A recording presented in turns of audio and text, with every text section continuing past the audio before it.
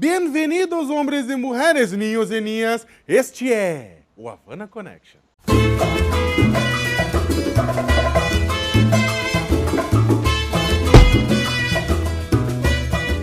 Depois de décadas, Cuba e Estados Unidos voltaram a ter relações diplomáticas. Essa mudança surpreendente inspirou este programa, que vai analisar o que está bombando no Brasil e no mundo sob um ponto de vista de esquerda. Seja lá o que significar ser de esquerda hoje em dia. Ao invés de atender ao pedido de ultraconservadores, vá pra Cuba, o programa trouxe Cuba pra cá. Para começar, apresento a equipe do programa, que nem precisaria de apresentações. O professor e coordenador do MTST, Guilherme Boulos, o jornalista e deputado federal, Jean Willis, e a jornalista e escritora Laura Capriglione.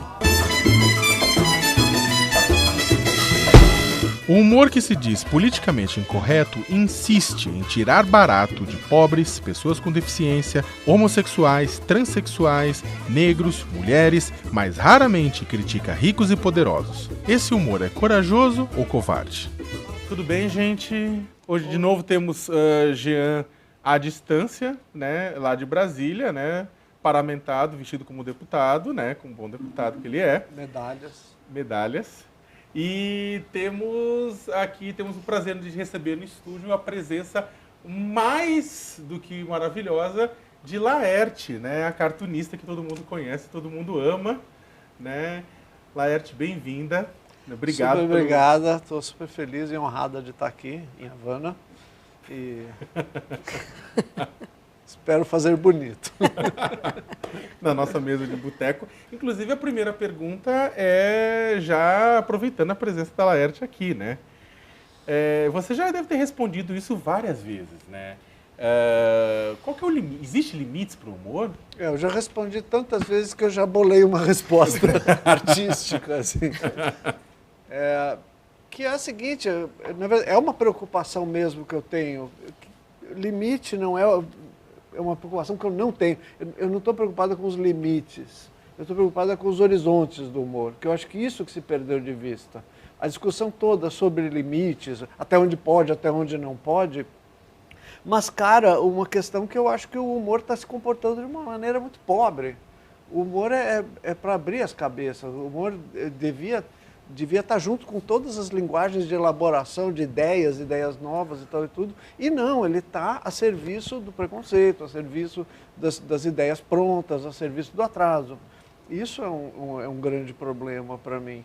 Agora, se tem que ter limite, eu acho que não tem que ter limite, não. Acho que os limites devem ser dados pela legislação, se for o caso, quando se ofende alguém, quando o humor, o discurso feito com intenção ou pretexto de ser humorístico, invade a área do direito, aí a pessoa tem que responder por aquilo, né? Tem que responsabilizar. Eu acho legal, assim, que essa discussão do humor, ela sempre vem acompanhada da discussão de censura, né? Pô, estão querendo censurar os humoristas e tal, não sei o quê. E eu acho tão legal porque, em geral, o cara que acabou de desfechar um puta ataque contra uma população vulnerável, de repente é ele que é a vítima. Quando a população ou setores da população simplesmente fazem a crítica dele. Quer dizer, ele pode tirar um sarro de populações vulneráveis e tal, não sei o quê, mas eu não tenho o direito de me defender e dizer que isso é um humor rasteiro, que isso é um humor, isso que você está falando, um humor que explora só os lugares comuns, explora... Eu não tenho o direito de criticar. Então, é interessante que todos esses caras que fazem essa modalidade de humor, no meu modo de entender, baixo, rasteiro, vergonhoso, preconceituoso e tal, eles reclamam de uma suposta censura quando as pessoas simplesmente estão exercendo o direito de pegar e criticar o que eles estão fazendo. Reagir à humilhação. De reagir à humilhação, quer dizer, é uma vergonha. Eu acho que E isso vira censura. Quer dizer, mal comparando, ou também comparando, no caso do Charlie Hebdo, também era isso, quer dizer, as pessoas criticavam o humor do Charlie Hebdo. Isso é censura? Isso não é censura. Eu acho. Censura é outra coisa. Explodiu o cara do Charlie Hebdo, obviamente ninguém é a favor. Agora, a população humilhada diuturnamente, a população muçulmana humilhada diuturnamente lá na França, não tem o direito de reagir? Lógico que tem o direito de reagir. Então, né, eu acho, inclusive, que o tema é precisamente do humor. O humor não pode ser uma imunidade parlamentar. Né? O humor não pode ser um espaço onde você se abriga para destilar preconceito, para atacar, para ofender, para humilhar, como nenhum outro espaço pode ser. Né?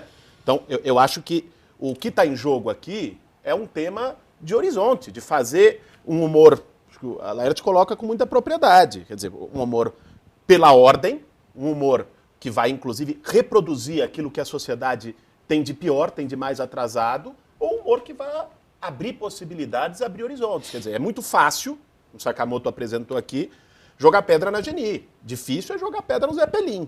Né? E aí, esse é que define, acho que a característica, a qualidade, o horizonte de um humor. Você pega um cara como um Danilo Gentili, um cara que nem engraçado é, aliás, né? E que sai, usa a sua condição, né? Se esconde atrás de um suposto humor para atacar, para ofender, para agredir e para defender os preconceitos mais comezinhos e mais rasteiros. Né? Então, isso tem que ser atacado.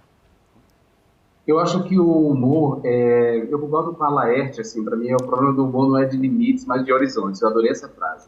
Quais são os horizontes do humor, né? O que é que o humor tem no horizonte?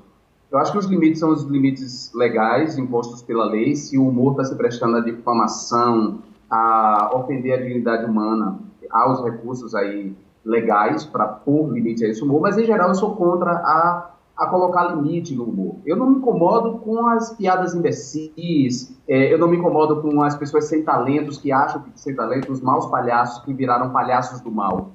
Eu só não quero que ele tire de mim o direito de me defender e desmascarar o discurso dele. E dizer que o discurso dele recorre a clichês, a estereótipos humilhantes para fazer rir. Ou seja, que ele está fortalecendo o status quo contra minorias, contra grupos estigmatizados e difamados. Ele não pode me tirar esse direito. E aí a Laura tem razão quando ela diz que cada vez que a gente vem a público para desmascarar o conteúdo desses discursos de humor, nós somos acusados de censores. Não é censura, meu caro. Nós estamos num espaço democrático. Se você tem o direito de colocar sua piada racista, sua piada machista, ofensiva às pessoas com deficiências, aos negros, aos pobres, você não pode tirar de mim o direito de dizer que a sua piada é racista, é machista, é homofóbica e que você não tem talento. Desculpa, mas você não pode tirar esse direito de mim e me acusar de censor. Tem uma nova safra aí de humoristas, de cartunistas, de artistas de maneira geral, que tem contraposto mesmo essa galera e oferecido um novo humor. Para mim, o melhor exemplo é o Porta dos Fundos,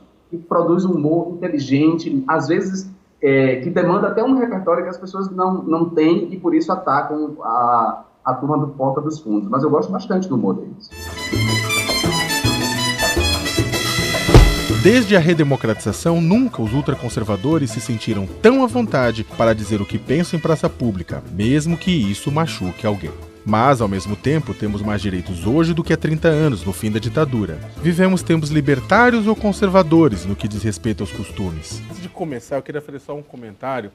O último programa, houve muito debate nas redes sociais sobre um assunto importantíssimo, que era a camisa do Guilherme, né? Porque o Guilherme estava com uma camisa da Elite Branca, né? Com uma marca da Elite Branca. No camelô do Brás, vale dizer. Era o quê? Uma camisa Lacoste? Não, disseram que era uma marca especial. Eu não sabia o nome da marca, mas aí fizeram um meme, inclusive, chama Hollister a marca. Mas eu não sabia, parece que é uma marca norte-americana. Eu paguei R$20 no camelô do Brás. Verdade, tô te dizendo. Mentira! Não conto nem a circunstância, porque aí vai gerar outro meme, mas enfim. Mas não, é ótimo, isso é ótimo. Então, gente, olha, o Guilherme depois pode fornecer a barraca que ele comprou, né? Claramente. Pechincha. Né? Pechincha, né? Trabalho escravo, certamente. Né? Queria comentar, mas R$20 é trabalho escravo. É muito boa essa história. Alguém comentou se o Guilherme estava elegante ou não na camisa da Elite Branca? Não, lógico que não. Não entraram nesse tema, já me senti, aliás, fiquei profundamente ofendido. Achei que pelo menos, se colocaram, ao menos deviam elogiar. Ir por esse lado. Né? Mas não pois eu vou dizer que Guilherme estava elegante na camisa da Elite Branca que ele comprou no Brás da barraca por R$20. Obrigado, Jean. Fico lisonjeado. Então, gente, os últimos 30 anos, a gente passou o quê? Passamos 30 anos desde a redemocratização, né? E estamos mais conservador, estamos mais progressista, na prática. Eu acho que nós estamos...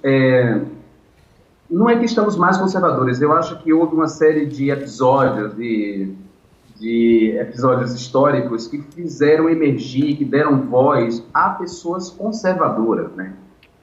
Os 12 anos, aí, mais que 12 anos de governo petista, promoveram, de fato, uma mobilidade social, mas uma mobilidade social pautada no consumo. Preconceitos, ou seja, falsas certezas que estão introjetadas, arraigadas nas pessoas, não foram desconstruídos porque as pessoas não tiveram acesso a uma educação de qualidade, não foi implementado um plano de educação de qualidade mesmo, que forme cidadãos e pessoas com pensamento, capazes de ler criticamente o mundo e reconhecer a diversidade humana e cultural. Essas pessoas que emergiram, que fizeram mobilidade social via consumo, elas trouxeram os seus preconceitos. E com as novas tecnologias da comunicação e da informação, elas podem se expressar e colocar para fora esses preconceitos, sobretudo em relação a grupos historicamente difamados, historicamente estigmatizados. Então, não acho que ficamos mais conservadores. Eu acho que as pessoas conservadoras têm hoje canais de expressão, o que nos dá a sensação de que estamos mais conservadores. Agora, concretamente, essas pessoas impactaram nas eleições e nós temos hoje um Congresso Nacional muito mais conservador. Hipócrita, é importante que se diga. Eu acho que é por área, não é desigual esse avanço ou recuo. Eu acho que há um equilíbrio, assim, se fizer uma grande conta de um cálculo de média, assim.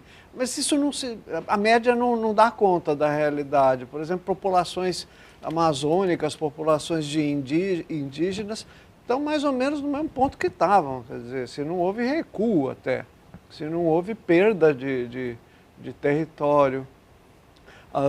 Do ponto de vista da população LGBT, eu acho que é parelho, assim, avançamos em direitos, avançamos em consciência, avançamos em mobilização, mas ao mesmo tempo os conservadores, do ponto de vista conservador, também se articulou. Avançou uma reação a isso, né? Também se articulou, porque antes eles nem precisavam, né, botar tanta banca assim. Mas eu acho que é esse o ponto. Eu acho que eu estou entre as pessoas que acham que nós avançamos e avançamos muito, muito. E que é pelo fato de que essas pessoas emergiram. Pô, quando eu estudei na USP, não tinha um negro na minha classe, na minha convivência, entre os militantes de esquerda, não tinha um. Pô, não, e é mentira, não tinha um, tinha um. E a gente nunca discutiu com ele a questão negra, a questão racial. Nunca. Isso aí era como se ele fosse um militante branco. A questão racial simplesmente não existia. Meninos e meninas gays se beijando na sala de aula ou se beijando na USP, simplesmente não existia. É verdade. Simplesmente não existia. Isso era uma coisa que não se discutia. Hoje, ao contrário, os gays estão, e as meninas lésbicas e tal, estão nos ônibus se beijando, no metrô se beijando, estão, enfim, pouco, mas... Não em todos os lugares, né, Laura? Não, eu, por exemplo, aqui no metrô de São Paulo, eu ando de metrô todo dia. No metrô de São Paulo é comum você encontrar casais gays se afagando, não se beijando. Não em todas as linhas. Não em todas as linhas e não em todo o Brasil. Mas o que eu estou falando é o seguinte, essas pessoas, essa direita conservadora, o Tea Party brasileiro, ele está tendo que se mobilizar muito porque essas outras pessoas, o atrito que não existia, hoje está existindo. Quer dizer, as pessoas estão exigindo visibilidade. Eu acho que, Laura, certamente isso vocês colocam de que é uma reação, né, a também alguns avanços. Eu acho que isso é indubitável, né? Houve progressos, houve avanços e há uma reação. O que eu acho que nós precisamos ponderar, porque às vezes a gente tem uma ideia de que o progresso é meio linear e fatalista. Vai continuar avançando, tem uma reação e nós vamos responder à altura.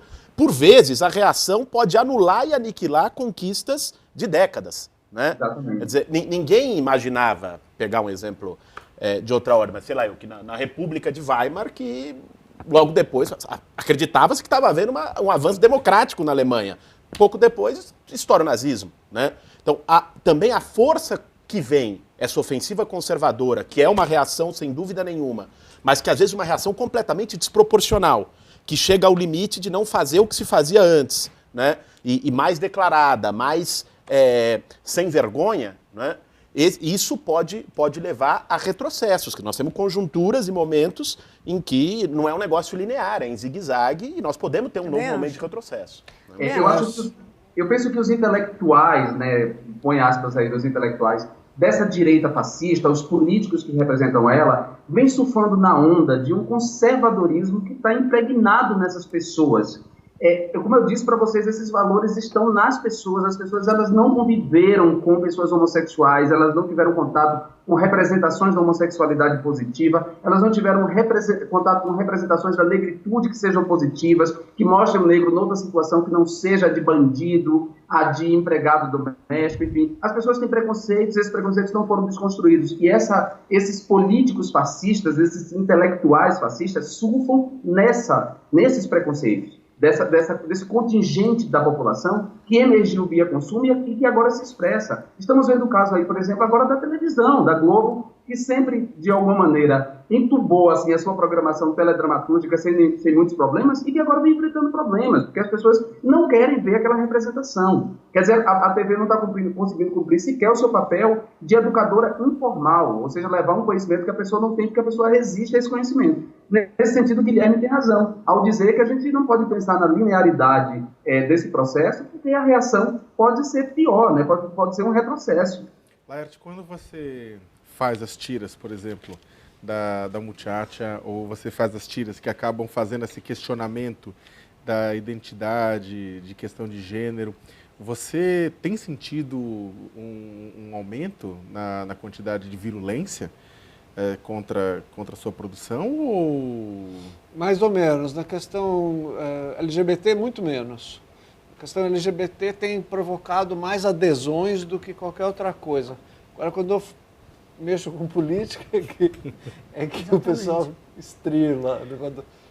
Do Tiradentes, lá, a charge do Tiradentes, foi inesperado para mim. O Tiradentes ali sendo enforcado e ouve-se uma voz de fora, assim, vai pra Cuba! Muito bom isso. Mas o pessoal ficou histérico. Possesso, né? Falsificaram. Piratearam. A gente tava conversando isso, piratearam e colocaram... Eu não esperava isso, assim, E é uma ideia simples, na verdade. É uma ideia simples, eu achei que ia ser uma gracinha, mas... Então, o perigo está nas ideias simples, né? São as mais A Polícia Militar do Paraná desceu o sarrafo em professores e servidores públicos que protestavam perto da Assembleia Legislativa contra um projeto do governo Beto Richa, que deve retirar direitos trabalhistas e previdenciários. Balas de borracha, bombas de fragmentação e gás foram lançados contra os educadores e mais de 170 pessoas ficaram feridas. O projeto acabou sendo aprovado. Bom, eu posso falar do que ocorre aqui no Congresso Nacional, na Câmara dos Deputados em relação a isso? Silêncio. Não fôssemos nós, SOL, PCdoB, um pouco o PT, porque o PT está muito acuado aqui, a bancada petista está bastante acuada, o assunto não seria tratado. Simplesmente os paladinos da ética pública, da moral, que sobem da tribuna todos os dias para atacar o governo, silenciaram em relação à brutalidade do governo Beto Richa em relação aos professores. É ridículo aquilo. Fora o policial com tinta de groselha. Isso é o lado patético da história, né? Pois é, mas eu acho que tudo bem, no Congresso, que tem essa composição que a gente já sabe, que a gente tem falado em todos os programas, a gente já podia esperar que a reação ia ser pífia. Agora, nas redes sociais é impressionante o repúdio ao governo Beto Richa, porque ele atacou um setor que, vamos combinar, tem uma autoridade moral diante da população brasileira. Quer dizer, o cara pode chegar e falar assim, a escola é ruim, mas ele não fica contra o professor. Ele vai discutir que o professor é mal remunerado, que não tem condições, enfim, ele vai discutir tudo, porque os professores, todo mundo sabe que qualquer criança, para virar um engenheiro, vai ter que passar por uma professora. E o aluno de escola pública sabe que precisa valorizar essa professora. Agora está vendo uma greve em São Paulo também. Então, né? Isso é mais. Quer dizer, ele bateu nos professores, que é uma categoria, que nesse momento tem 6 estados em luta, quer dizer, hoje em dia, pela valorização dos professores. São Paulo está aí, sob silêncio escandaloso da mídia. Botando 60 mil na rua e o governador vem dizer que não tem greve. E o silêncio cúmplice da mídia tradicional, total, toda ela. Total. Que a Folha de São Paulo só colocou os professores na capa quando foi para pegar e mostrar os caras tentando invadir a sede. Agora, a sede da Secretaria da Educação. Agora, os 60 mil... assim, passam em nota de rodapé. É uma vergonha. Agora, eu acho que... Laura, você achou que a imprensa deu o devido espaço ao que aconteceu no Paraná? Eu acho que não. Os telejornais? Eu acho que não. Eu acho que o que nós fizemos... tem uma série de jornalistas que estão cobrindo esse protesto de maneira independente, as manifestações dos professores. E o grau de violência que aparece e a quantidade de vídeos que a gente... Quer dizer, não é que a imprensa tradicional pode reclamar, olha, eu não tive acesso aos registros do que aconteceu. Não, aconteceu no Paraná, um estado que os professores todos estavam com seus celulares documentando e enchendo as redes sociais das cenas mais brutais possíveis. E o que aconteceu nos telejornais é um registro burocrático, vergonhoso, uma coisa sério, que você se pergunta, que mídia... que é essa que não tem o mínimo de ambição de representar o que está acontecendo na realidade. Se fosse o governo do partido que a mídia não gosta, já tinha execrado o governador em praça pública. Agora, eles usaram a expressão confronto. Quer dizer, exatamente, os policiais entram em confronto, os professores entram em confronto com policiais. Não houve confronto dos professores, os professores foram massacrados. Agora é isso, Jean. Agora eu queria colocar um ponto, que eu acho que nós temos que também ver isso como uma vingança pessoal do Beto Richa. Né? Porque o governo do Paraná ficou desmoralizado há 2 meses atrás, quando os deputados tiveram que entrar de camburão na Assembleia Legislativa ocupada, escondidos, e não conseguiu aprovar o projeto naquele momento, projeto de ajuste fiscal, de ataque a direitos trabalhistas, não eram só os professores, era o conjunto do funcionalismo naquela manifestação, né? E ali ele saiu por baixo. Agora, o que é mais impressionante é que reprime, massacra, mais de 200 feridos, né? Quem caiu? Caiu o comandante da operação? Caiu o comandante-geral da PM? Caiu o secretário de segurança? Ninguém caiu. Não, é uma blindagem absurda. Não, eu falei da Folha, mas nós temos que render a nossa homenagem ao Jornal Estado de São Paulo, que em editorial se solidarizou a Beto Richa. Na repressão, no massacre, e chamou os professores de selvagens. Disse que os professores é que estavam cometendo selvagerias, quando tudo que eles estavam fazendo era se manifestando legitimamente contra uma retirada de... Verônica Bolina ficou desfigurada depois de ser espancada na carceragem de uma delegacia de polícia em São Paulo. Ela foi presa sob suspeita de tentativa de homicídio contra uma vizinha idosa e teria sido violentada por servidores públicos por ser travesti. Bom, me surpreendeu a dificuldade das pessoas de compreenderem que não se tratava, naquele momento, de defender ou justificar os delitos da Verônica, os delitos que, porventura, ela praticou. É claro que todos nós repudiamos se a Verônica agiu num surto psicótico contra uma senhora de idade. O que se tratava naquele momento é dizer para as pessoas que as forças de repressão do Estado, ou seja, a polícia civil, a polícia militar, não podem praticar tortura. Não podem praticar tortura, submeter a pessoa àquela violência extrema e depois humilhá-la com fotos distribuídas nas redes sociais. Ou seja, quando o Estado tutela uma pessoa que cometeu delito, o Estado tem responsabilidade por ela. Ela está submetida ao tempo das garantias jurídicas, ela tem que ser julgada. Não vivemos sob a lei do talião, não temos instituído a pena de morte, e a tortura é um crime de lesa humanidade que o Brasil repudia através de tratados internacionais. Então, que se Verônica cometeu um ato, um delito, né, se ela prejudicou alguém com esse delito, ela tem que ser julgada e pagar uma pena por esse delito. E essa pena tem que ser emitida por um juiz. né? As pessoas não podem torturar uma pessoa daquela maneira, cortar os cabelos dela, expor ela nua. Ou seja, é óbvio que esse crime, essa violência foi motivada pela negritude dela, porque ela é negra, pela identidade de gênero dela, porque ela é transexual, pela classe social. Ou seja, todas as misérias estavam reunidas. Eles acharam que essa pessoa não é humana, não é ninguém, não é cidadão, então eles poderiam fazer isso. Só que eles se surpreenderam e houve uma reação muito grande. Jean, eu só queria complementar o que você está falando, que eu acho que é exatamente isso, e concordo totalmente, mas só para as pessoas perceberem como foi preconceituoso esse tratamento com a Verônica. É o seguinte, muita gente falou, pô, mas ela estava num surto psicótico, foda-se, porque o problema é o seguinte, ela agrediu uma velhinha e, portanto, ela merece receber esse tratamento.